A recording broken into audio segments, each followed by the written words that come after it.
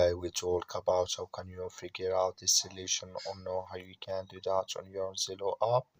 We go to figure out this solution or know how you can do that on your app.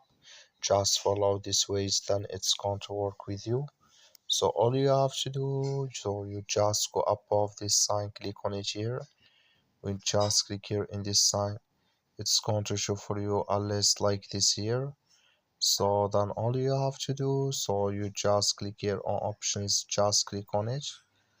So then it's going to take you to next step here. Then all you have to do, so you just click here on audio here. When you just click on audio, it's going to take you to next step here.